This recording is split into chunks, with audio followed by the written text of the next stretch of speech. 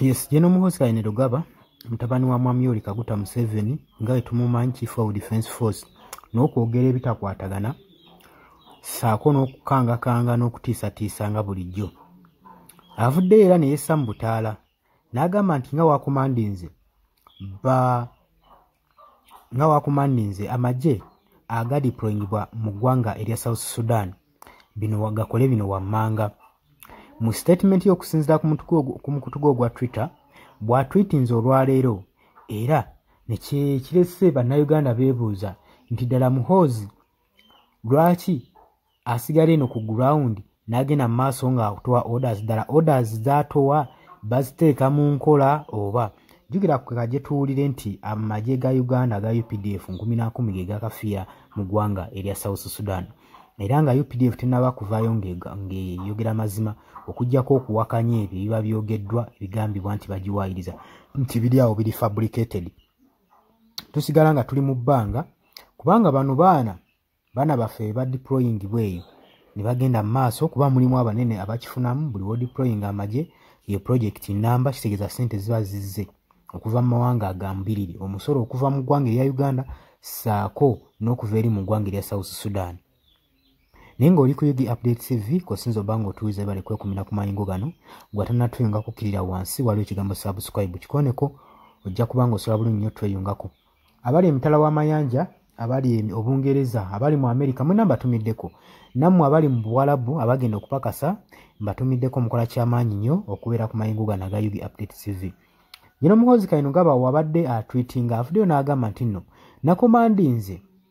forces zonna eziri mu ggwanga erya Sudan aba UPDF nti okusinziira ku biragiro bya Commander in Chief bya Mwami Yoweri Kaguta Museveni yagambye nti nno tugenda kulekeraawo okwataakinga ba White Army era temuddamu baataakinga, era n'agamba nze ayi Muhoozi natuyedda order balekeraawo kubanga baataakinga White Army olw'ensonga nti ba White Army bane banaasigala nga tebakoze move n'emu gye tuli kitegeeza naffe tetugala kuddamu balumbagana. Naye ng'ebiragiro bino Muhoozi okwogera ku kino kisinzidde olugambo oluvaayo olugambibwa nti nno amagye ga ggwanga erya Uganda erya UPDF gagudde mu ambushi y'abasajja bano bayita ba White Army, era nga kigambibwa nti nno omuwendo gw'aba UPDF abaafudde guyirirako ddala era okubuzaabuza kukyali kungi. Abamu mpulya bagamba bajaasi abajaasi nga 5 be baaluuzinze obulamu, naye tetunnagamanya bulungi, wabula UPDF tenavaayo kubanga ekonfaminga wakyaliwo okubuzaabuza tunnabitegeera. Kati Muhoozi avuddeyo n'agamba nti Commander in Chief Mwami Yoweri Kaguta Museveni yabaganya okwataakinga ba White Army, titumanyi oba bagezaako okwetegula kibambulira kiba batuusizzaako. Nze naawe webale kuba muwuliriza mulungi. Yes, oli ku Yugi Update TV kusinzira okuba ng'otuuliza gwe omukwano gwange yenna ali eyo. Gwe nagambye agala otweyungako, agala okweyunga ku channel eno, kirira wansi waliwo ekigambo subscribe kikoneko okwonene mukadde, temwerabirako na mukadde kubanga akadde ako mukwano gwange gakuyambako nnyo okuleetera notification message bwe waba nga waliwo information yonna gye tutaddeko. Ate buli wo subscribing obeera otufollowinze kitegeeza buli kimu kye tunaateekako ojja kuba ng'okifuna gwe omukwano gwange. Leka okipingwe ng'oli updated ku buli kimu ekigenda mu maaso mu ggwanga gwali eyampuliriza. Abali mu Qatar, Oman, Dubai, Saudi Arabia, abali e Dubai, abali mu US, abali mu UK, abali e Canada, abali mu South Africa, nammwe abali mu Ndwane Kenya, nalekaani menyani, nammwe abali mu Asia matumiddeko nnyo mwebale kwekumira ku Yugi Update TV mwe mbeezezzaawo amayengo gano aga Yugi Update TV. Mikwano gyange sola beebaza kinnoomu wabula nsazeewo nkozese lino eddoboozi ery'ewamu nsobole okubeebaza mwebale kuyimirizaawo channel eno, mwebale mwabajja naddala mwabajja mu comment section ne mukomentinga ne muteekako endowooza yammwe ne mutangaaza bannayuganda ku ki ekiteekeddwa ekituufu okukolebwa gwe okusinziira ku ndowooza yo. So muna batajjangako mu comment section mbakubiriza okujja mu comment section muteekeko ebirowoozo byammwe mutangaaze eggwanga ku biki byaba bagenze mu bukyamu ne bikolebwa mu bukyamu eri bannayuganda. Dani ku Airlines e Kenya nawe nkutumiddeko ennyo naye jangu mu comment section oteese toteeka ku buteesi linnya lyo mujje mu comment section mwe abasharinga aba likinga namwe abasubscribinga mwe muyimirizaawo amayengo ga channel eyo namba y'essimu gye mbateeredde awo ya noti 726 noti emu 679 eyo enamba ya WhatsApp eri mu kimyufu ye namba gy'ogenda oyita kuba gy'osobola okuyitako gwe mukwano gwange ayagala okulanga wamu naffe ng'alina bizinensi yo ng'ogyagala tugikulangire nga wandyetaaza ogikulangira eyo namba gy'oba oyitako ku WhatsApp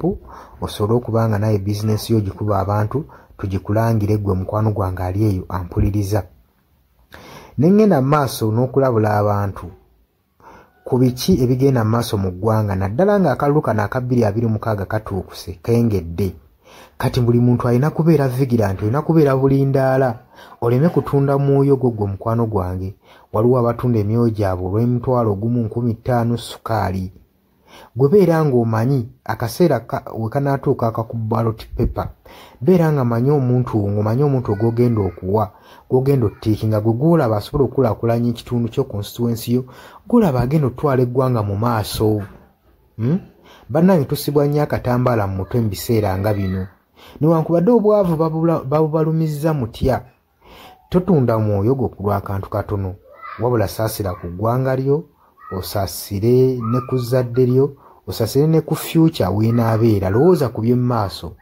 weewaawo abamu muyinza okulowooza ng'ebyo tabakwatako nga tebikwatako naye ensobi yonna yonna ekolebwa eiza relative sengaawo maamawo kojjaawo biyinza otutuuka ng'ekyo ekizibu gwe kyetooloddeko ate olaba ebikwatirako biyinza otutuuka esa ne byetooloola ne bifundikira nga bikkutteko gwe mukwano gwange aleeyo so kyenva nkubiriza baganda bange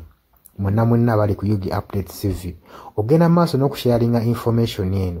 baganda baffe beebereremu ate era baleme kutunda mwoyo gwa ggwanga babeere nga batambulira ku mazima nga bayimirira ku mazima nga bayimirirawo ku lw'eggwanga lyaffe erijja mu maaso ku lwa future y'abantu baffe n'eggwanga lyaffe mu maaso kubanga buli muntu ekigenda mu maaso kati akiraba bw'atalaba kigenda mu maaso nkakasa obeera muzibe ate era ne muzibe naye alina byawulira ebimutyemula omutima kati n'amanya nti no mu ggwanga mulimu kino so nkubiriza buli omu obeere lalabayi wa munno osobole okuba nga oli kalabalaba w'oyo ku biki ebigenda mu maaso obakubirize n'omubakubiriza waliwo abali mu byalo nga tebamanyi kigenda mu maaso mubaagaliza subscribinga ku mikutu gino bategere ebigenda mu maaso mu ggwanga lyaffe wakati smartphone zajja gwe mukwano gwange ali eyo wabula mbaagaliza olunaku olulungi mwebale kwekumira ku Yugi Update TV mwebatana subscribinga mugere mu maaso n'okusubscribinga mbaagala nnyo era mweraba.